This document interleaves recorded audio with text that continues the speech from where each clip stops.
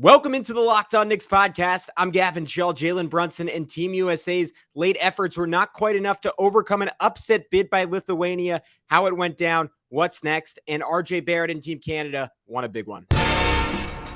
You are Locked On Knicks, your daily New York Knicks podcast, part of the Locked On Podcast Network, your team every day.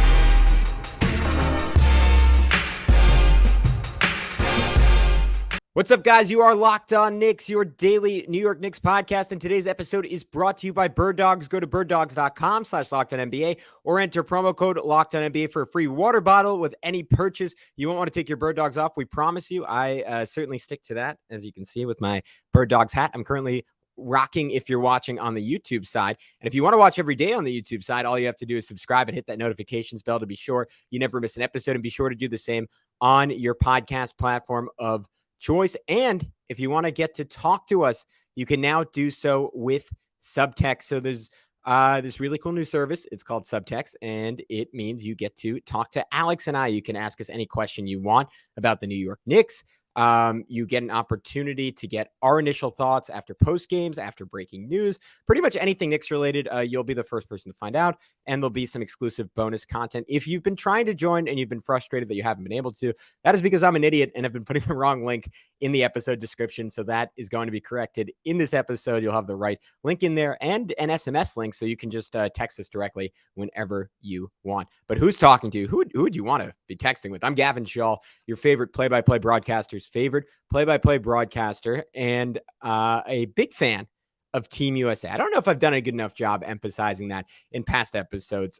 This is maybe, as much as I love the NBA, my favorite kind of basketball. Growing up, I always got so into FIBA, so into the Olympics, and it's why I was screaming at my TV at 9:30 a.m. on a Sunday as Team USA fell 110-104 to a tough as nails Lithuanian side.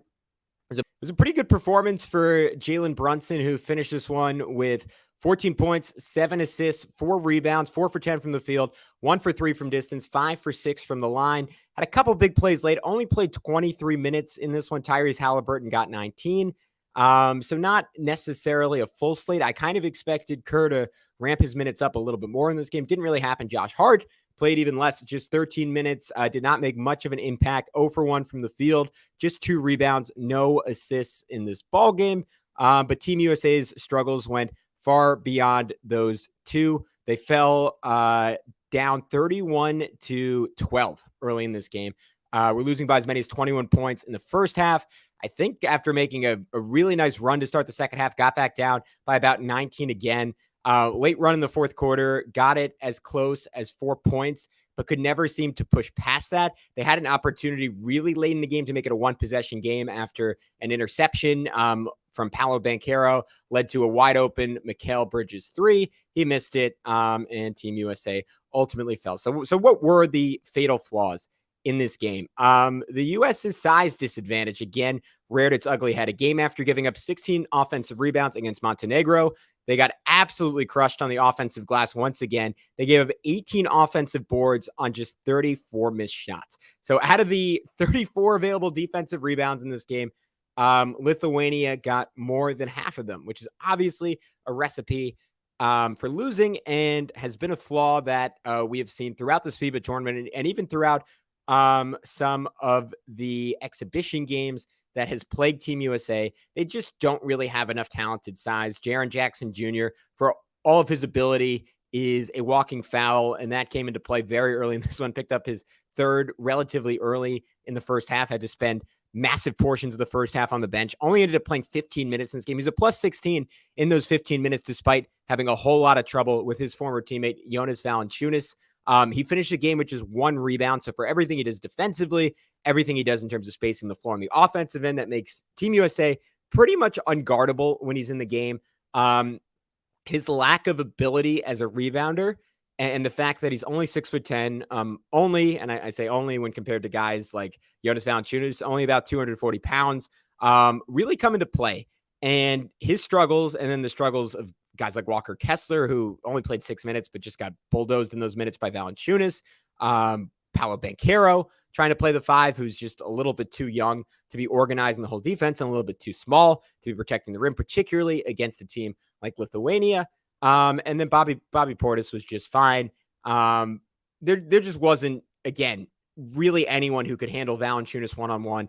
And on top of that, those size issues were compounded even further by Steve Kerr's decision to have Team USA switch every single pick and roll, which led to a whole bunch of size mismatches, which you saw Lithuania go out over and over again. Like Austin Reeves, like he probably shouldn't have been in the game in the second half because he was just in the torture chamber with guys going at him over and over and over again, gave up layup after layup, got this big and one in the fourth quarter. It looked like it was going to be a flip in momentum, and immediately Lithuania says, all right, let's just put him in the post again. They got an and one to answer right back. So that was a major issue. And at times, even Team USA's bigs, we had to double consistently.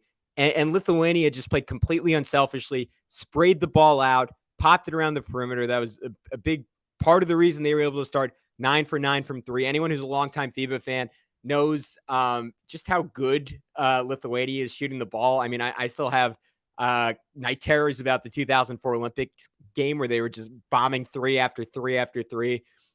And you just had a befuddled Stephon Marbury not really knowing what hit him. That sucked. It was just a frustrating game to watch because even when the U.S. did things right, like they really did a great job making this a game late. And it was mostly because Anthony Edwards essentially carried them back into this game. 35 points. I think he had about 20 of them in the first half. So he was really good keeping them in it early on, but 35 points, 14 to 26 from the field, 5 of 13 from 3 for Ant.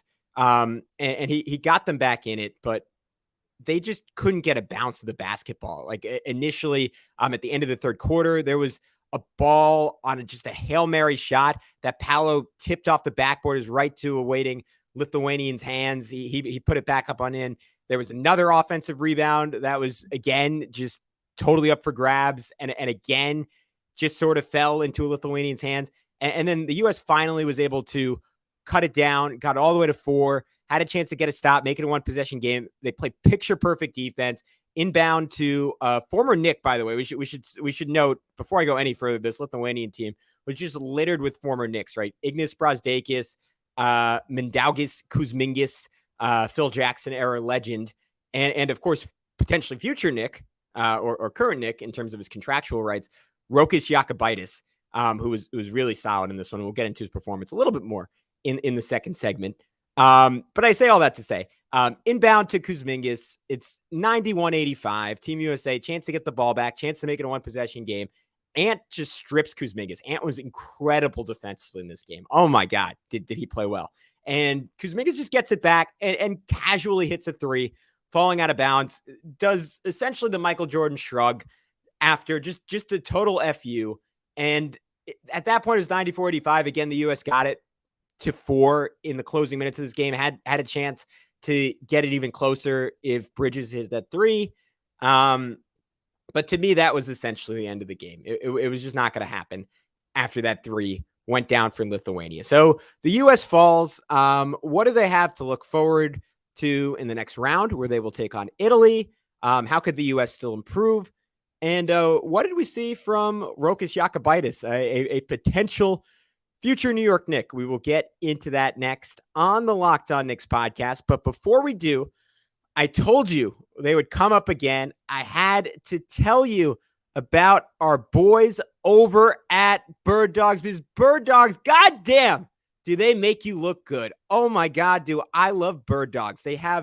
They're essentially stretch khaki shorts, but they're designed to fit slimmer through the thigh and leg, and they give you this truly sculpted look, almost analogous to Lululemon, but they fit so much better. And it's so cool because they've created this innovative cloud knit fabric that looks like khaki, but stretches in a totally unique way with anti-stink, sweat wicking fibers that keep you cool and dry all day long. What I love about Birddogs, one, is how good they look. Like, I am not the most fashion forward guy in the world. And I don't invest a lot in clothes generally, but Birddog was kind enough to send us 3 or 4 different pairs of shorts and pants and I've been rocking them, and I've gotten a lot of compliments from my girlfriend, which just feels great because I don't think I've ever been complimented by her on anything I've ever worn until my bird dogs came in. So that was just a joy for me. And you can wear them on any single occasion.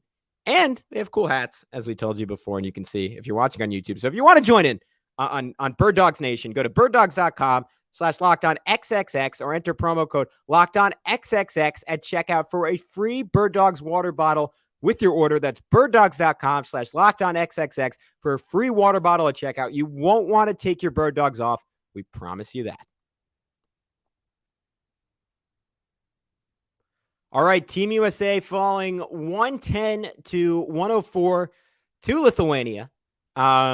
Erasing what was, just one final time, I got to say, a transcendent performance by Anthony Edwards.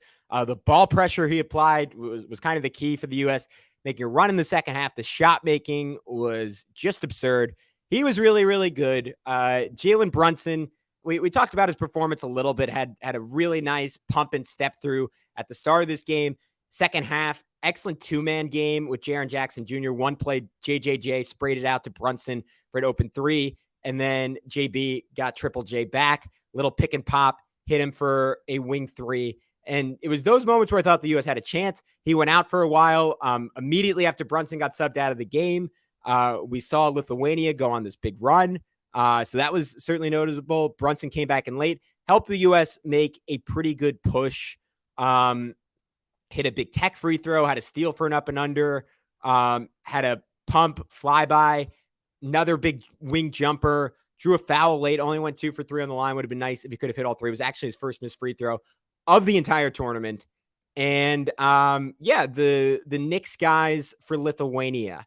Iggy Brasdeikis at one point this was painful to watch, just totally backcut Jalen for a big time jam. He showed off. It was kind of the same thing we always liked about him when we talked about him in this podcast when he was a Knick. Just tough as nails, like really strong around the basket. Hit, I think, a jump hook at one point off of a post up. Was really unselfish moving the basketball. Finished with 4 assists. Like he was involved in a lot of their ball movement. As was Rokas Jokubaitis, who had 9 points, 6 assists, 3 rebounds in just 23 minutes in this one. I thought it was notable that this Lithuanian team that's ultra deep, Rokas actually led them in minutes. Like he played 4 more minutes than Valanciunas, 2 more minutes than Montejunas, another minute more than Brasdeikis, played 8 minutes more than Kuzmingas, even though Kuzmingas was, former Knick that went off 14 points, in 15 minutes in this one. He was cooking. But Jokubaitis, as like an early 20s point guard, leading them in minutes. I thought that was notable. I thought the way he moved the ball was notable. And the one play that really stood out to me with him was just his pick and roll manipulation. I can't remember it was Brunson. I think it was actually Halliburton. Like he put him in, if you've been a longtime fan of the show, you know this phrase, quickly booty jail, right? Like got his butt into him, like completely backed him out of the play, drove in, baited Jaren Jackson Jr. to step up, little slip pass to Valanciunas for an easy layup. And I think that's what stands out with Rokas when you watch him, right? There's a high level of skill there. He's a really solid finisher. The jumper looks really good to me. I would expect him to, from day one, be a 35% three-point shooter in the NBA on pretty decent volume. I'd expect him to be able to get to the line with all of his craft. But it's that IQ and it's that ability to run the team that really stands out, that at times you see the Knicks missing a little bit because they don't really have that traditional point guard on the roster, with JB being a little bit of a score-first guy, IQ being a little bit of a score-first guy, Deuce McBride, not really a true point guard. So I think there's a world down the road, especially if they do end up ultimately trading quickly, that as soon as next season, Rokas could come over and play a pretty substantial role on this team. And I think he could be pretty good doing it. If this game's any indication, he's completely unfazed by elite competition. He certainly has the talent to compete against NBA guys. And he's going to be someone that I am watching really intently throughout the rest of this tournament. All right, so what does Team USA have to do to get things fixed going forward? We mentioned some of the issues, right? The size disadvantage. I don't know if that's something they're going to be able to fix, right? Jaren Jackson Jr. Literally went 6 quarters without a rebound in a game where Jalen Brunson had, 6 quarters. That's obviously going back to the Montenegro game, but you get my point. Like in one game, Jalen Brunson had 4 rebounds. We've seen Josh Hart have a game with 11 rebounds, right? Jaren Jackson Jr., not that guy in terms of his rebounding ability. Walker Kessler, just not quite thick enough yet. Like against a team like Italy, he might be able to have an impact. Germany, obviously they have Mo Wagner. They don't really have a big that necessarily terrifies you. So the bracket breaks pretty nicely for Team USA in terms of that respect and not having to go up against a litany of elite bigs. But there's a reason Montenegro and Lithuania had so much success against Team USA. And that's something, again, that unless the roster is different and for the Olympics, like we can throw the names out there, right? It would be really nice if they could get Bam Adebayo to come. He was essential in Tokyo for a reason. I saw a lot of people on Twitter saying Team USA doesn't lose this game if Mitchell Robinson's on the team. I agree with that. I don't think he's going to make it because at least in terms of the centers that play a lot of minutes, we've seen this Grant Hill and Steve Kerr brain trust prioritize the ability to space the floor on the offensive end and be flexible in terms of pick and roll coverage out on the perimeter versus someone who can block shots and gobble up rebounds, right? And that's Mitchell Robinson, but obviously he's going to affect spacing on the other end of the floor, which is always going to be the trade-off for Team USA, unless you find an absolute unicorn, which the closest you're going to get probably is someone like Jaren, is someone like Bam Adebayo, who can't space quite as far, but can space out to the perimeter a bit. Brook Lopez is someone who can do that as well. He's going to be a little bit old by the time of the Olympics. Joel Embiid obviously can do that. I don't know if he wants to play for America. I don't know if he wants to play for France. I don't know if he wants to play for Cameroon. Who knows? Miles Turner could potentially do that. Anthony Davis could potentially do that. Wendell Carter could potentially do that. But those are all fixes for down the road. What would I do today? I think the biggest thing is just playing their toughest, most physical guys more minutes, and I think tightening up the rotation. And I think you're going to see Anthony Edwards essentially play the full game. I think, honestly, that even though Josh Hart was not very good today, and he's not an elite perimeter defender in the way Mikal Bridges and Edwards, at least on the ball, are. I think he's a notch below that. I honestly think, talking about future guys, someone like Quentin Grimes could have helped the Knicks immensely help Team USA immensely in this game. But he's, of course, not on the roster. So you got to play Edwards a lot. You got to play Josh Hart, I think, at least 22, 23 minutes. Bridges, I think, has to be out there for, if not the full game, close to it. Bobby Portis, I think, has to get more minutes, probably mostly at the 4, maybe a little bit at the 5, and he's going to have to make some threes. He's going to have to make some long twos. I mean, he was, for a long stretch last year, he led the NBA in three-point percentage, and that is why, more than anything else, on top of his toughness and his rebounding, he's on this roster. I think you're going to need some big minutes from Portis at the 4. I wouldn't mind some Cam Johnson, who went from being an opening day starter to Team USA to largely being out of the rotation, only played 11 minutes in this one. I think he's going to have a more substantial place in the rotation. I think you're going to need more Paolo at power forward than at center, but you want to match those minutes as much as possible with Jaren Jackson Jr. Playing the 5, and maybe Bobby Portis playing some small ball 5, and getting a ton of spacing that way, or at least as much spacing as you can while still having size and physicality out there. I wouldn't mind them bringing in some press, and the Italy game, as good as Italy's been in this tournament, a game that Team USA should win fairly easily. You would hope that they would win fairly easily. I would mix in some press if I was Steve Kerr, where Team USA had a lot of success in the second half of this game, was really ramping up the ball pressure. And the premise of that is teams can't hurt you on the interior if they can't get the ball into the interior. Teams can't get offensive rebounds if they never get the shot up. And by doing what Anthony Edwards was doing and pressuring the ball and generating pokeaways and generating deflections and making teams go later into the shot clock, getting lower probability shots, not able to get into their sets. Like, I mean, Lithuania today was, I do not know the name of their coach, but he was brilliant. Like, some of the ATOs was running a lot of Spain pick and roll, a set that has killed the Knicks a whole lot over the years and was just murdering Team USA at points. You stop them from doing those things when the point guard can't initiate the starting action of a possession. So to me, that would be a big help.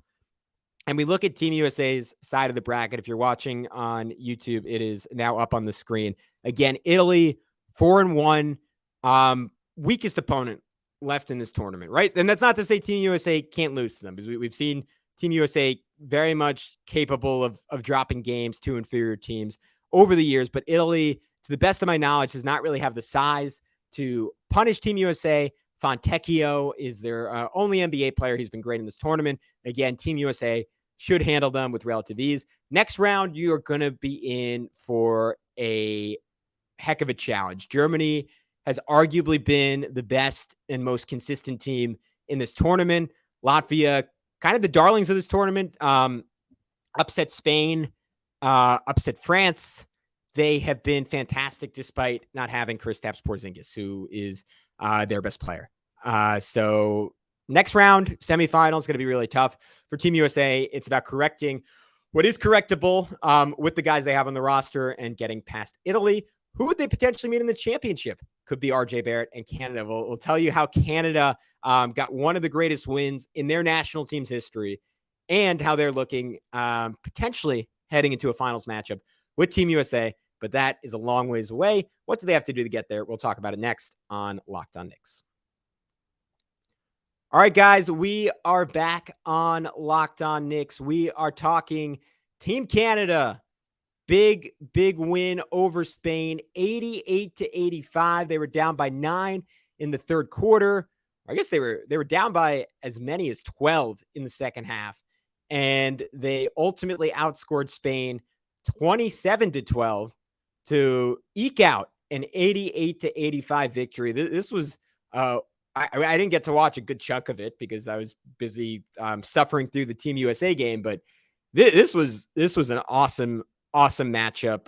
RJ Barrett was kind of the key for Team Canada early in this game, and they looked a little bit shaky coming out of the gates in this one. RJ kind of kept them going, scored 9 of their first 19, was excellent early on in transition, had 2 lefty layups on the right side of the court, which is not fundamentally what you're supposed to do, but he was so good battling through contact. And as Alex and I outlined in the RJ episode we did last week, did such a good job just kind of kissing the ball in off the glass, drew a foul going coast to coast, hit a pair of corner threes, got into some foul trouble late, had some turnover issues.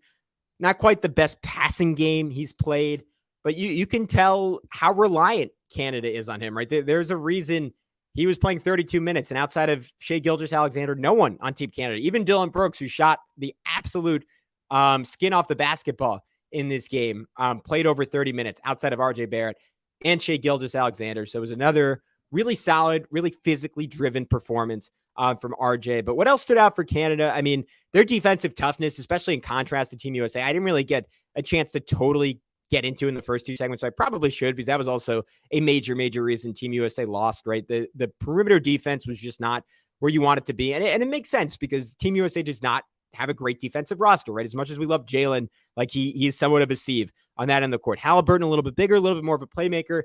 He's not great defensively for Team USA. Reeves gets absolutely bullied. Brandon Ingram, who had a pretty good offensive game for Team USA. He's somewhat indifferent on that end of the court. Kessler's too skinny. Paolo's too young. We can go on and on and on. But the point that I'm trying to make is that Team Canada is really physical defensively, right? And when they lock in, they're really impressive. Lou Dort, Dylan Brooks set the tone. Both those guys just absolute bulldogs. As much as Brooks talks, you got to respect the defensive effort from him. RJ, I think, has been really locked in, really physical on that end of the floor. I hope certainly that translates to the Knicks during the regular season. Shai is fine. Dwight Powell's fine on that end of the floor. But yeah, man, Shai was awesome. 30 points, 7 assists, 3 steals, money at the free throw line down the stretch, 14 of 16 from there. And just hit a killer shot to give Canada a 2-point lead. Their first of the fourth quarter on just a crossover, log 2, step back. Not analytically sound, but absolutely nasty all the same. So the path for Canada going forward, again, if you're watching on YouTube, you can see the bracket. They have to take on Luka Doncic, who might be a little bit beat up, went out of that Spain game with an injury. And they play, so they play Slovenia next round. That is going to be a challenge. It is immensely difficult to win single game elimination when you don't have the best player on the court. And Luka, as good as Shai is, as much as we love our guy RJ, Luka is undoubtedly going to be the best player on that floor. So that should be a heck of a game. They get out of that. They are playing the winner of Lithuania and Serbia. I would expect Jonas to hurt Canada in a similar way that he hurt Team USA. maybe the strength of Dort and Brooks and RJ combined with their double big lineup of Powell and Olynyk help a bit more on the glass than Team USA. But I would call Lithuania the favorite to come out of that side of the bracket.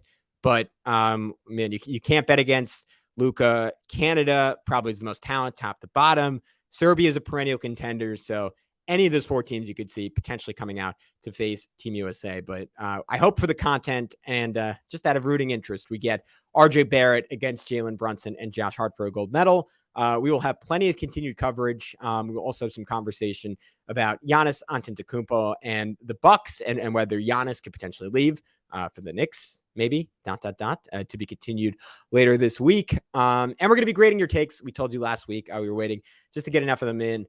So we will be doing that as well. And finally, a reminder to text us if you want. Link is in the description. But until then, I'm Gavin Schall, and I hope you have a great Memorial Day weekend. We will talk to you soon on Locked On Knicks.